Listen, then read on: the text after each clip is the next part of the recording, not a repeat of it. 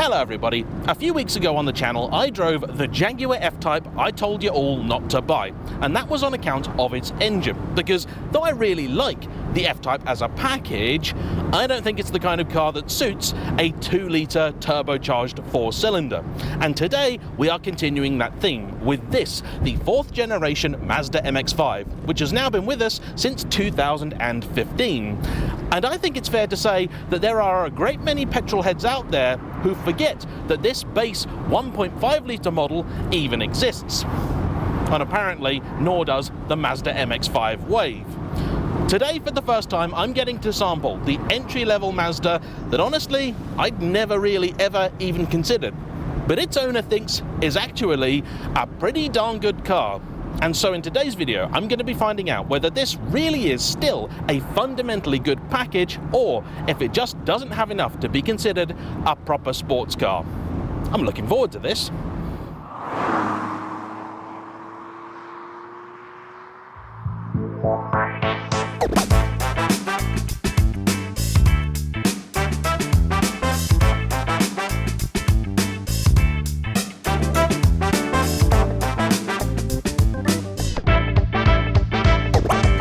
Just recap what exactly this car is all about. So, it launched in 2015 as the 4th generation of Mazda's venerable MX-5. And though I know there are many out there who consider all flavors of MX-5 unworthy of being called a sports car, I happen to think it's actually pretty brilliant. It took me a very long time to get my hands on an MX-5 of any description, but as soon as I did, and it just so happened to be an ND, I got it. I really got it. These are fundamentally brilliant cars. And though I myself have a Honda S2000, which I know many people consider to be vastly superior, the fact is it's only a better car and a more interesting one after you've done a lot to it. Out of the box, for me, an NC generation MX-5 is just better. This 4th generation isn't quite a perfect car. The steering isn't quite as good as in previous generations, and it's also shrunk, which on the face of it is a very good thing, because all of us auto journalists spend a lot of time moaning about how big and needlessly heavy cars are getting, which is of course the enemy of any sort of interactivity or performance. If you can shave a few kilos out of a car, you'll make just about everything better. But with this, there is an argument to be had that Mazda took it a little bit too far, because at 5'10" with my famously long torso, I will just about happily fit in here. Contrary to popular belief, weight doesn't really play into it in terms of being able to get in or out of a car until you're sort of 200 kilos. But height does. And though yes, I will fit, the seat is all the way back, and on a long journey, for the passenger in particular, this can be a slightly cramped affair. If you are 6 foot plus or just long of leg, the 4th generation MX-5 might be a bit too much of a squeeze. But those minor gripes aside, the rest of it for me really is a winning package. I think it's a beautifully styled car. The 2-litre engines also are pretty decent. In early guys, they made around 160 horsepower, then later about 184. And those ones are really quite impressive. They feel far punchier than you would think. And that may be due in part to the fact that because the car was so much smaller, and Mazda are obsessed with weight saving, it only actually weighs just over a ton. In fact, here in 1.5-litre guys, the car weighs in the real world something like 1,020 to 1,050 kilos. I don't know an exact weight for this, because it being a later car, there's a good chance it is a little bit heavier than the earlier ones. Regardless, you can certainly feel that it's a light thing, but in none of the bad ways. All of the switches and things are perfectly nice, none of it really creaks or rattles, and everything you touch feels nice enough. Not super upmarket, not super premium, but it's a decent, solid thing. And this is just one of the many reasons the MX-5 has had such universal and enduring appeal. It'd be a perfect first sports car. It'd be a perfect weekend car for somebody that has to have a sensible bus during the weeks. And it'd be a perfect car for somebody to have and take away on a trip, take to Europe, do some big miles. The boot is just about big enough that you can use it nicely and easily. The soft top roof in these may not be to all taste, particularly with it being manual, but I happen to think it's absolutely genius because, with a little bit of practice, you can simply lean back, grab it, and put it into place in a matter of seconds.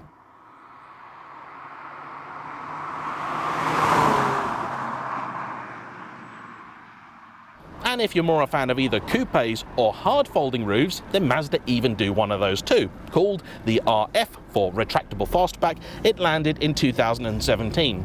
And though I've yet to drive one, it certainly looks like a fairly decent thing. Though for me, I think an MX-5 would always have to be a soft top. And before you make any assumptions about this car's owner and the sort of person that would buy a 1.5 litre MX-5, let me tell you a little bit more about Paul. He, for various reasons over the years, has had a number of generally fairly practical and sensible cars, either because they were company cars or because family requirements dictated it. And during his motoring career, which has spanned a number of decades, he's had all sorts of things from the likes of a Vauxhall Senator to a Vauxhall Astra convertible, and things that weren't Vauxhalls. In fact, his favourite car to date was his 4th generation Honda Prelude. Yes, that's a bit more petrol-heady, isn't it? And when he found himself in a position where he could buy a sports car for the weekend, initially he went off to go and look at a Porsche, specifically a Cayman. He found one, then took it to get inspected, and found it had a laundry list of issues. Then once he'd done a little bit more digging, realised this actually is a fairly common theme, and not having so much money he could afford to go and buy a pup of a Porsche and fix it, he felt like a Mazda was going to be a better choice. And then when a friend took him out in his 1.5 litre MX-5, he realised that actually he'd been looking in the wrong place entirely, and this was the car for him. He picked it up in November of 2022, and thus far he has been very happy with it. So happy, in fact, that he has just agreed to sell it, and is now replacing it with another 4th generation MX-5, this one an all-singing, all-dancing 100th anniversary with the full BBR 220 kit that I hopefully will be reviewing once the weather picks up a little bit. And on the topic of this, it really is quite as basic as I think you can possibly get an MX-5. Not only does it have the entry-level engine with 4 cylinders, no forced induction, and a whole 130 horsepower and 111 pound-foot of torque, that's 150 newton meters. Inside it is also, I think, the most basic MX-5 I've seen since I last drove an NA or an MB. There are no leather seats, although the chairs you've got are actually kind of nice, albeit about 2 inches too narrow for me. This sort of carbon fibre stuff down on the side here, I'm not entirely sure that's standard. There isn't a big full colour infotainment display and everything up here. In fact, none of the displays are even in any colour. There isn't DAB radio, there isn't dual zone climate control. There's really just about nothing, which is fine, because in theory that shouldn't make a single bit of difference. This should still be, at heart, a Mazda MX-5, which means it should be a darn enjoyable sports car. Is it? Well, time to find out.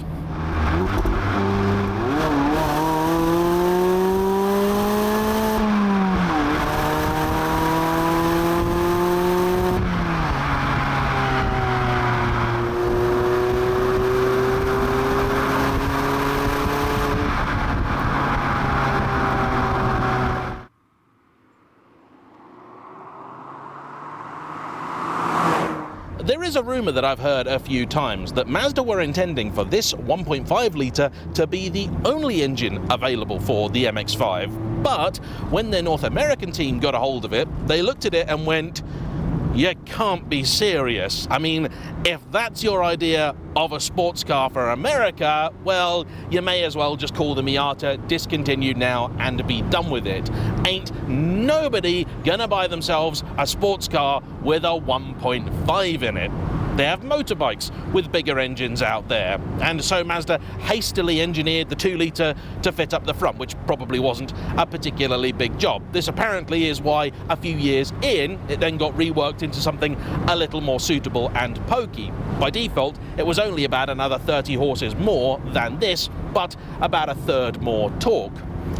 And the fact is, driving this here and now, I can kind of see where Mazda were coming from, because if you have the road to yourself, if you're not interested in trying to impress anybody, and if all you want from your sports car is a nice drive, this will do it.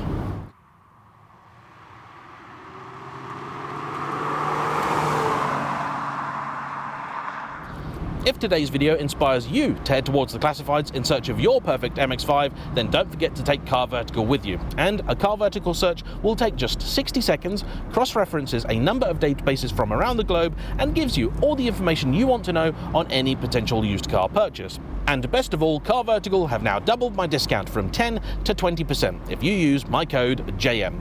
For more details, check out the link in the description or the comment section down below.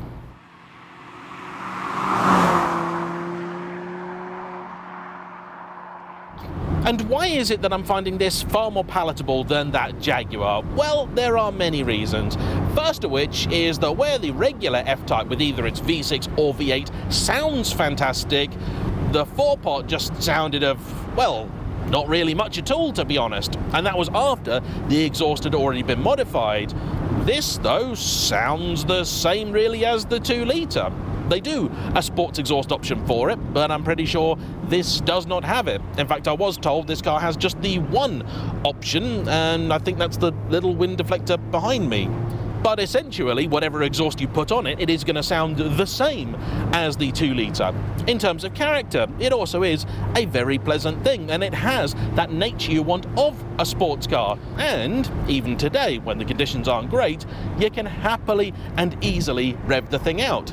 And that is vitally important. This smaller engine is just that, a less torquey, less powerful version of the 2-litre. But in the Jaguar, the switch from supercharged 6 or 8 to a turbo 4 not only killed the soundtrack, but also the joy of the engine. It became simply functional. And in a sports car, that is a capital offence.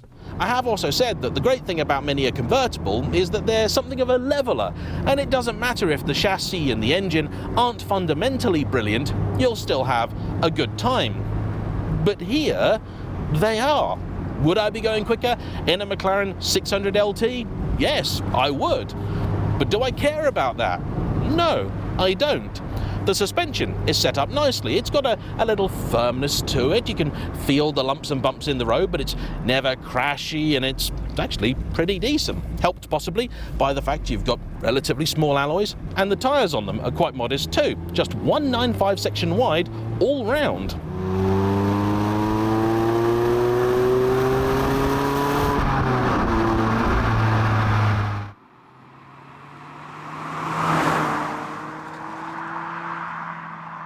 The whole thing has a real lightness and a delicacy about it. The turn-in is beautiful, you've got a great view of the front as well. It does give you real, proper sports car vibes, and yes, the interior may be about as basic as you can get, but once you're out and about, you don't really spend any time looking at it. This is really quite good.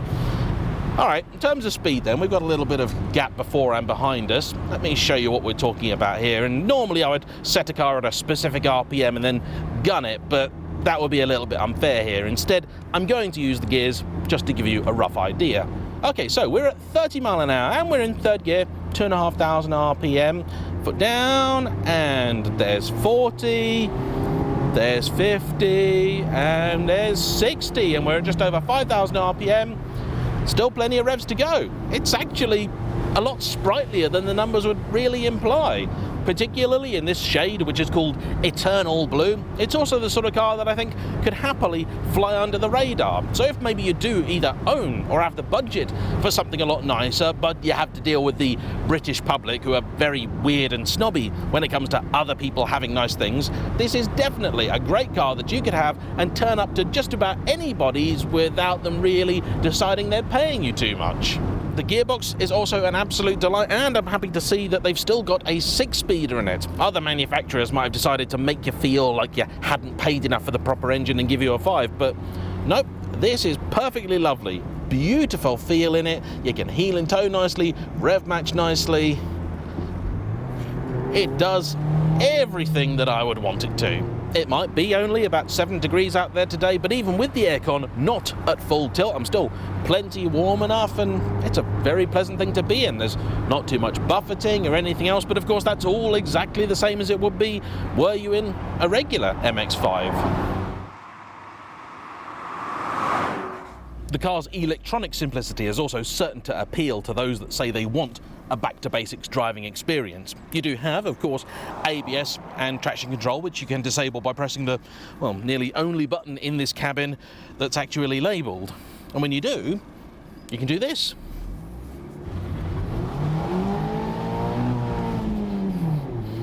Which is naughty. There is really just one teeny weeny problem, which is the fact that you would hope with the lesser engine you would also pay a lesser price. But though that may be true, and actually I was shocked how much a new MX-5 costs. Okay, yes, you can say that about everything now, can't you? But I went on the configurator this morning, and yeah, I chose the top spec and put a few things on it, but the car was nearly 40,000 quid. One of these, though, they still do them, but only with the lower trim levels, you can get from many a dealer who are all selling them with a discount for about £24,000, which is quite the saving. The market split is also a lot more even than I thought it was going to be. I'd imagined that the 2-litre would have outsold these with ease, but actually it looks more like a genuine 50-50 between them, with I think this possibly being the slightly more numerous. But in spite of that, to pick one of these up, you're not really going to be making much of a saving over the 2-litre. Prices start at around about £6,500. The difference, if there is one, between the very cheapest of examples is very, very little, sometimes only a few hundred quid.